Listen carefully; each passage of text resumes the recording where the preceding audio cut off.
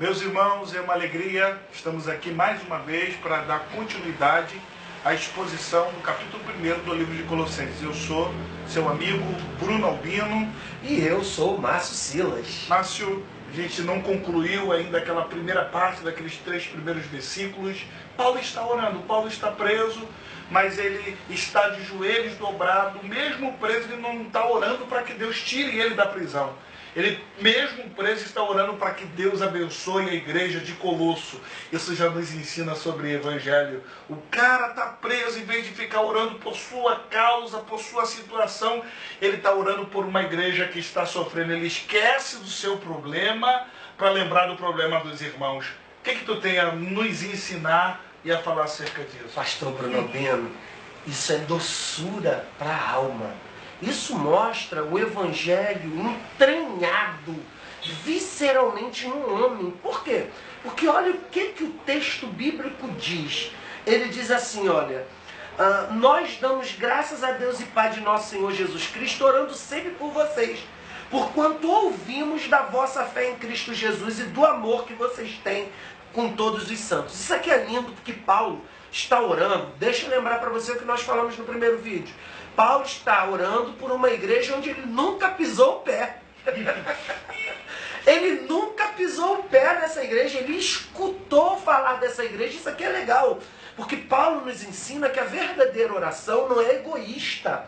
Né? A verdadeira oração, ela centra-se na causa do evangelho. Ele está orando por uma igreja que ele não conhece, que ele não fundou, e olha aqui, quebrando todas as barreiras, né? Porque tem aquela ideia, eu oro pela minha igreja, eu oro pelo meu povo, eu oro pelos vasos que estão comigo. Não, a ideia de Paulo é, eu estou orando pelos santos, principalmente os de Éfeso. E aqui está algo maravilhoso. A verdadeira oração deleita-se em suplicar a Deus em favor dos santos, até aqueles que são desconhecidos por nós. Será, pastor Márcio Silas, que nós estamos vivendo um período de egoísmo? Que a igreja ela já foi mais unida na questão da oração? Quando se uma igreja sofria, toda a igreja dobrava o joelho no chão, entendia que aquela era a causa do reino, que deveríamos lutar juntos, e hoje parece que cada um luta, cada um está no seu galho. Eu estou preocupado com a minha obra, com a minha igreja, com os meus negócios, e que o outro se vire. E não estão pensando na igreja como um todo, como Paulo está pensando na igreja como um todo? Perfeito, pastor. Eu concordo em número, gênero e grau. E aqui, gente, eu não preciso falar muito, porque que palavra que o pastor levantou com a sua indagação. Na realidade, a N. Bounds, ele fala algo interessante. Que a verdadeira oração, tá, ela se reveste de humildade. Quem se reveste de humildade está orando. E aqui o problema, nós vivemos uma época de extremo narcisismo, aonde lideranças, pregadores formam partidos e facções. E aqui o problema, quando isso acontece, nós nos vemos como uma classe elitizada. E aqui o que Jesus conta do fariseu e do publicano. O fariseu, quando vai orar, eu não sou igual a esse cara aí não. Eu oro, eu jejuo, eu dizimo, eu faço. E saiu dali sendo rejeitado por Deus. Ele não foi justificado segundo o que Jesus mesmo disse. Jesus disse que ele não é justificado. Então tem gente que até treinou orar, vai orar mecanicamente, mas sem ser respondido por Deus. Porque a verdadeira oração se reveste de humildade. E a humildade, ela não centraliza-se em nosso ego, na autopromoção. A verdadeira humildade, ela olha para Deus e para a sua causa no mundo. Perfeito, pastor Márcio Silas. Vamos para a preeminência de Cristo, a grandeza de Cristo, o esplendor de Cristo. Versículo 12 do capítulo 1.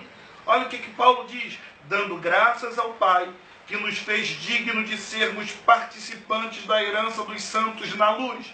Ele nos livrou, outras versões, ele nos transportou do império das trevas e nos transferiu para o reino do Filho do seu, para o reino do seu Filho amado, em que temos redenção pelo sangue, a saber, perdão dos pecados. Qual é a imagem do Deus invisível, o primogênito de toda criatura. Primeiro vamos falar sobre herança. O que Paulo quer dizer quando ele está falando sobre herança? Você tocou numa questão maravilhosa, pastor Albino. Quando Paulo está falando de herança, geralmente isso fala de duas coisas que ele gosta de citar nas suas cartas.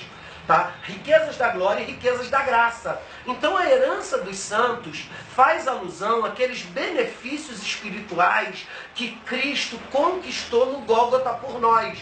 Então geralmente as pessoas quando falam de herança pensam em termos materiais, em termos temporais, ouro, prata, diamante, mas herança aqui é superior a isso. Paulo está falando daquelas benditas realidades que Cristo conquistou. Uma delas, por exemplo, a paz com Deus. Hoje andamos com a consciência tranquila, sim, pastor Bruno Albino, porque agora não temos mais um Deus que é contra nós. Agora temos um Deus que é por nós, por causa do sacrifício de Cristo. Isso faz parte da herança. As dádivas espirituais que hoje estão acessíveis para nós, essas dádivas, dons ministeriais, dons espirituais, justificação, santificação, fazem parte da herança dos santos e, melhor dizendo, nós temos uma herança maior, que é a bendita esperança de estarmos diante de Deus sempiternamente no céu. Glória a Deus. Tem algo que aquece meu coração, pastor Márcio Silas. Nós estávamos no império das trevas e Ele nos tirou de lá. Isso já seria espetacular, mas Ele apenas não nos tira de lá, Ele nos transporta para o reino de amor.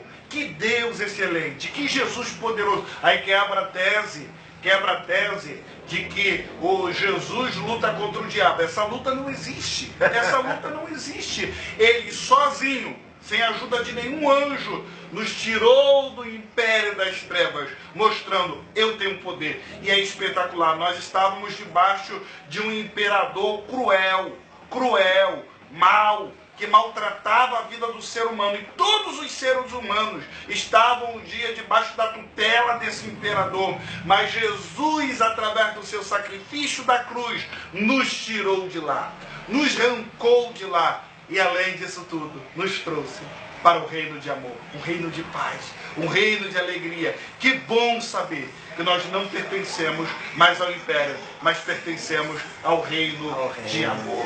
Glória a Deus para todos sempre. Pastor Albino, eu fico encantado, né, com a doçura do que o texto sugere. Né? Diferente das visões modernas, o senhor tocou num ponto central. Há uma espécie de dualismo que coloca como se fossem dois deuses brigando. Um Deus mau e um Deus bonzinho. Numa eterna luta sem tréguas e sem fim. Quando na realidade, o que o texto quer dizer é que Jesus sozinho foi lá, conquistou, espoliou, saqueou o reino das trevas. Como diz Paulo ainda em Colossenses 3, ele expôs a vergonha pública, principados e potestades. O que é mais bonito aqui, que eu olho, é que há uma realidade. Tá, gente? E você que está nos escutando, que talvez esteja afastado da igreja, ou que está se sentindo fraco, lembre-se disso, é uma realidade, tá? Há um império das trevas em ação neste mundo. Principalmente, real. Isso é real. Não é uma história da carochinha, ou como diz as filosofias orientais, né? Você tem aí o Yin Yang, por exemplo, né? No japonês, aquela bola redonda, que uma parte é branca com um pontinho preto, a outra parte é preta com um pontinho branco, significa que o bem e o mal está dentro de todo mundo. Não. Há forças malignas agindo neste mundo. A batalha é real. Só que nós estamos confortados e consolados, meu amigo. Porque apesar de haver um império das trevas que está atuando no coração daqueles que ainda não estão debaixo da tutela de Jesus Cristo, nós nos regozijamos. Porque, como disse o pastor, nós não estamos debaixo do império, que tem um déspota. Nós estamos no reino de amor. Sim, para encerrarmos esse segundo vídeo da nossa série sobre o capítulo 1, você precisa entender. O diabo quer fazer de tudo para que o ser humano acredite que ele não existe. O diabo quer fazer de tudo que o ser humano acredite que ele não tem poder. Ele tem poder, ele existe e ele luta contra a igreja. Não acredite que vai existir bandeira branca. Não existe bandeira branca. Não existe paz entre a igreja e o diabo. Haverá uma guerra constante. Paulo vai dizer, vocês não têm que lutar contra a carne e o sangue. Quando Paulo diz isso, ele está dizendo, olha, essa luta não é minha, quem vai lutar é você. Nós guerreamos, porque não existe luta de Jesus contra o diabo. Essa luta nunca existiu e nunca vai existir. Se Jesus dá um estalo, acaba com todos os demônios só no estalo, porque ele é todo poderoso. Mas nós lutamos. Ele é real. E ele luta contra a sua vida. Ele quer te acorrentar. Ele quer aprisionar sua mente. E não se vence esse inimigo com armas carnais. Paulo vai dizer, a nossa milícia não são carnais, mas são espirituais e fortes em Deus para destronar fortaleza. Ele está falando de demônios que atuam na mente, que querem impedir da mensagem do evangelho chegar. Não deixe o diabo levantar fortalezas na sua mente. Ele é real, ele existe, mas Deus é mais forte. Deus é poderoso e ele está contigo em nome de Jesus. Deus abençoe sua vida. Eu acho que deu para você extrair lições poderosas. Há um reino das trevas, onde reina desafeto, desamor, onde há cegueira, mas como disse aqui o pastor, em Cristo tem um reino de amor e Cristo quer ser Senhor absoluto em sua vida. E quem sabe, você que está aí do outro lado, em vez de estar no reino, está no império, ele quer te transportar. E aí? Deus abençoe sua vida. Se você gostou desse vídeo, dá aquele likezinho, aquele joinha, compartilha com mais 2, 3, 4, 5, 100 mil. Compartilha esse vídeo para que outro seja edificado e até a próxima.